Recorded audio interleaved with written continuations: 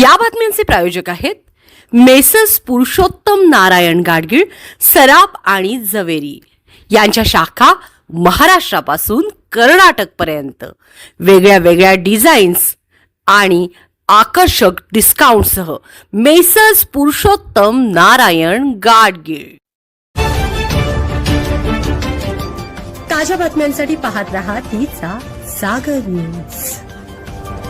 बायकोवर हात टाकला, रागाने अशोक खरातचे साम्राज्यच केले उद्ध्वस्त, जवळच्या व्यक्तीनेच केला गेम। नाशिक येथील अशोक खरात प्रकरणाने राज्यात खळबळ उडाली आहे। खरात याच्या जवळच्या व्यक्तीनेच हे प्रकरण उघडकीस आणल्याचे समोर आले आहे। राज्यभर खळबळ उडवणाऱ्या भोंदूबाबा अशोक खरात लैंगिक शोषण प्रकरणाला धक्कादायक वळण लागले आहे।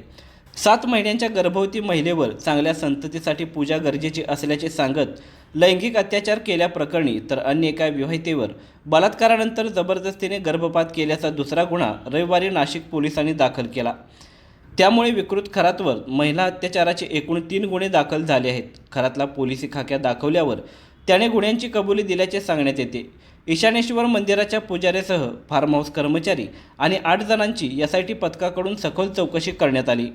कथित दैवी शक्तीच्या नावाखाली महिलांचे शोषण करणाऱ्या या साम्राज्याचा पर्दाफाश झाला आहे। हे साम्राज्य उद्ध्वस्त करण्यात मुख्य भूमिका एकेकाळी त्याच्याच जवळच्या असणाऱ्या व्यक्तीने बजावली। मिळालेल्या माहितीनुसार अशोक खरातच्या कारनामांचा पर्दाफाश करणारा एकेकाळचा भक्त होता। प्रसूती निर्विघ्न होण्यासाठी आणि बाळ सुसंस्कारी व्हावे या उद्देशाने ही व्यक्ती 2023 मध्ये आपल्या गरोदर पत्नीला घेऊन खरातकडे पोहोचली। पूजेचा बनाव करत खरातने त्या व्यक्तीला केबिनच्या बाहेर बसवले। खरातच्या शब्दांवर पूर्ण विश्वास असल्याने पत्नीला आत सोडून ती व्यक्ती बाहेर थांबली।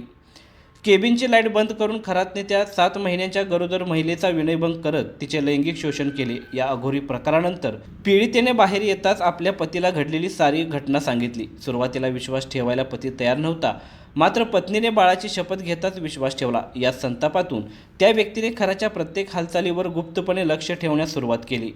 खरातच्या वागण्यावर संशय बळावल्याने त्या व्यक्तीने त्याच्या केबिनमध्ये छुपे कॅमेरे लावून प्रत्येक हालचालीवर पाळत ठेवली।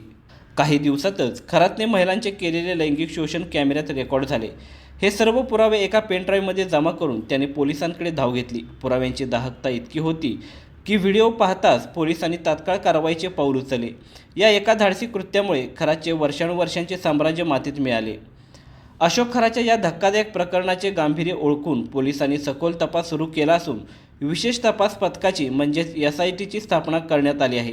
तपासादरम्यान अनेक महिलांचे लैंगिक शोषण झाल्याचे धक्कादायक धागेदोरे हाती लागत असून येत्या काळात अधिक पीडित महिला तक्रारीसाठी पुढे येण्याची शक्यता आहे।